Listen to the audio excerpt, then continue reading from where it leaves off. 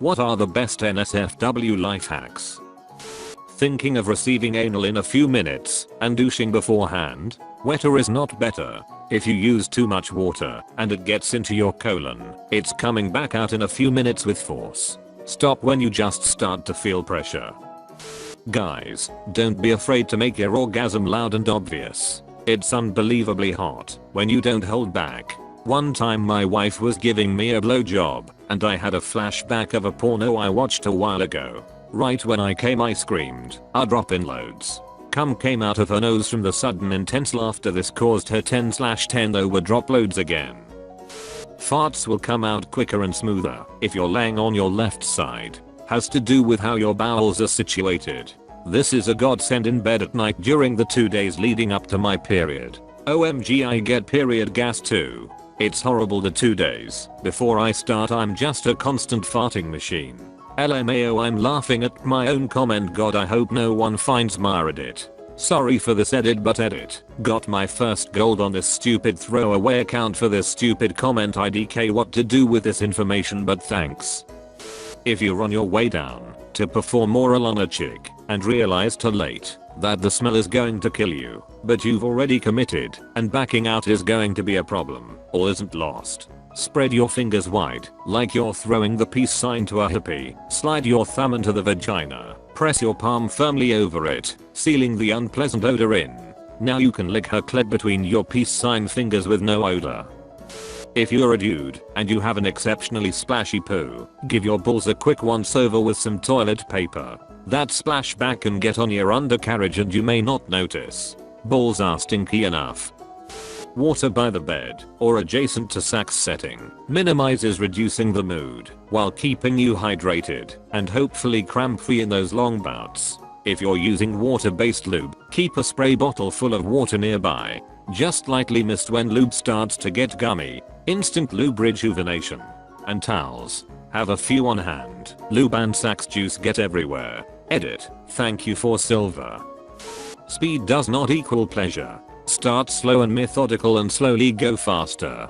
Don't just rely on your dick either. Whisper in her ear, kiss her neck, kiss from her neck to her pussy, and once you get down there really give it to her and tell her how much you love her body and how good she makes you feel, or bad if that's what you're into. Also, when eating pussy, don't just lick. Curl your tongue and do little circles. Actual sexual things are amazing, but being told how much my body turns them on or how amazing they find it is the icing on the cake. Definitely do this. It helps a lot with confidence and feeling sexy. When licking her clit, put one hand on her mons pubis area and gently press upward to pull her skin and labia taut. This exposes the clit and adds to sensitivity. My ex did this all the time until I caught on and made it part of our thing. Current partner approves. Edit. It has been brought to my attention that I made a typo. Indeed, it should be mom's pubis. Current partner approves. Remove the guards from the grinders so you can grind in all positions. If you just weld a tack, put your hand over it so you don't have to put on your welding hood. If you don't have gloves, you can do a safety squint. Edit. Thanks for the silver. Stay safe out there. Those are just things I see people do. I keep my guard on and use my PPE all the time. Men, beware the death grip.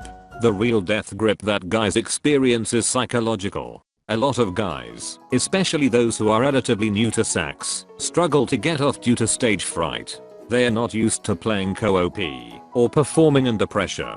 While masturbation is about self-pleasure, sex is about pleasuring your partner and being rewarded for it. I've recommended to inexperienced friends to start off with mutual masturbation so that they get used to busting a nut while there's another active participant. It usually does the trick. Get her off before you even start. Make sure she has an orgasm, and a good one at that, before your dick goes anywhere near that. Why? Well, for one, if she gets off every time, she's going to enjoy sex with you more and will want to have it more, so that's a win for you. But more importantly, as a life hack, the difference between how it feels for you is night and day when she's 100% revved up. Sex after she's gotten off compared to just when she's horny is like comparing a Thanksgiving feast to a PB&J sandwich. They'll both do the job, but the turkey and stuffing is so much better. Explain to your partner ahead of time that when you're super excited you occasionally let a fart slip out. Then reassure them that it doesn't happen that often, only once or twice ever. Then you can rip ass whenever you want, and they won't get mad because they'll think they're the world's greatest lover. Before an exam, get a boner and write a bunch of notes on your dick. Then, when you need to cheek warp it out and get it hard. Plus, if you let girls know what you're doing they'll probably ask to see your dick, so you'll be killing 2 flies with 1 cum shot.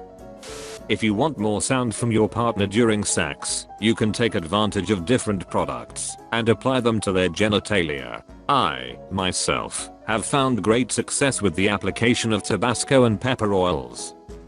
When with girls, involve yourself with your partner. Don't get pressured by your own mind into overthinking what they want.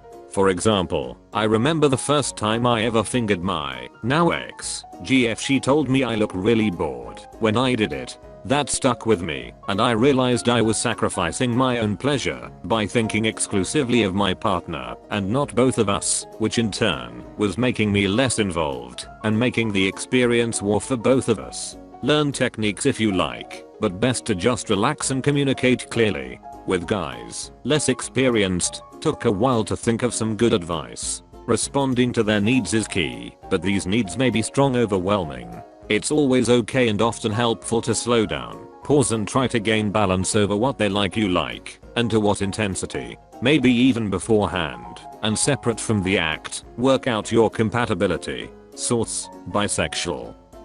Gold Bond body powder on your balls. It'll help with them sticking to your legs and keep them feeling fresh longer. Also they are really soft and smooth afterwards. If you do this though, make sure your balls are sufficiently dry or the cooling sensation from the powder may be a little too intense for you. Otherwise there's really no downsides to this IMO.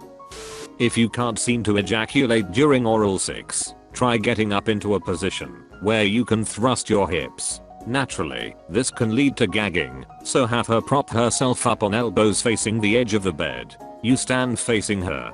She adjusts so that when your thighs hit the mattress, you have bottomed out and can't penetrate any deeper than that.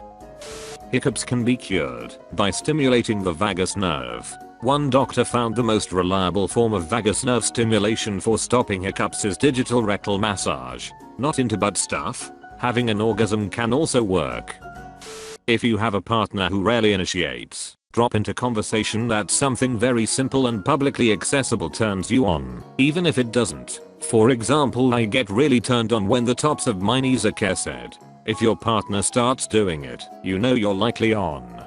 It's an easy way to get them to communicate that they're horny, even if they're too shy to fully initiate. If you often end up with the last drip of piss being in your pants, then what you should do to avoid it is this. Grab your shaft from the bottom, between the balls or behind them, and simply pull upwards. This will empty your pipe. Easier with a foreskin. I don't know that I've ever seen this one mentioned before, so here you go. Guys, if you feel directly above your junk you'll notice there's a fleshy V-shaped structure there. When she wants you to go harder, angle your hips to hit her clit with that. That's the sensation she's usually after. Plus you don't have to worry about accidentally ramming her cervix, a very unpleasant sensation, from what I've observed. If you're behind her, time your thrusts so your balls swing forward for the same effect. As a corollary, lightly tapping her clit during foreplay can be a new and surprisingly stimulating experience for her. YMMV. Edit. It's important to note that the most important thing you can do in the bedroom is to pay attention and read your partner to see if she enjoys what you're doing. With this and with any other technique, when in doubt just ask. A woman's body has pain receptors spread out over their whole body. They have twice as many as men too. These receptors also register pleasure. A sensual massage might make you calm down, mate, but do it right to a woman. That's her version of foreplay. Don't be so focused on genitalia and boobs that you forget the rest of the body, especially the legs, the back, the shoulder and even the stomach. This is more advice than life hack. As for a life hack, this is for you guys, but it works for you too, ladies. On your first time with someone, it's alright to ask what they want. Just word it correctly. Like, what do I need to do to make you feel good? As an example, it's simple, but it's all about what you can do for someone else. It's alright to ask for help in making someone else feel good.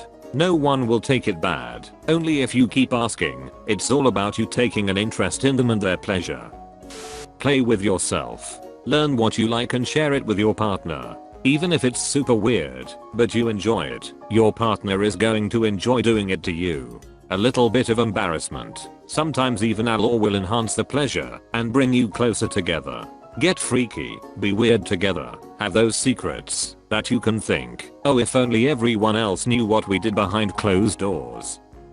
When going down on a chick, don't just flick your tongue in and out. You're not a lizard. Actually put some passion into it. Eat her pussy like it's the best tasting thing you've had all day. Slowly trace over the outer lips. Suck the clit. Yes, I said suck the clit, and not like you're drinking from a straw. If your tongue has some flexibility to it, cup your tongue when you're licking inside her.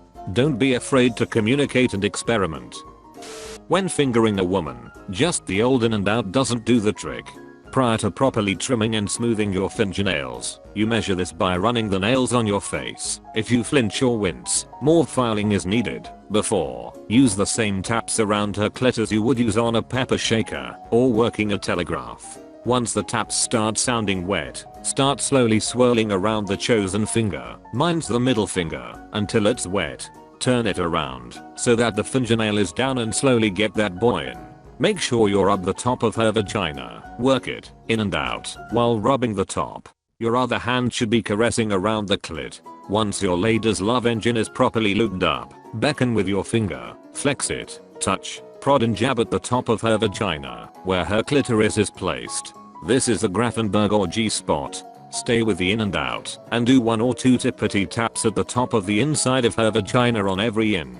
When your lover's lady folds clench around your finger and her voice drops several octaves, you'll know you've given her a vaginal orgasm, and if her first indelible memories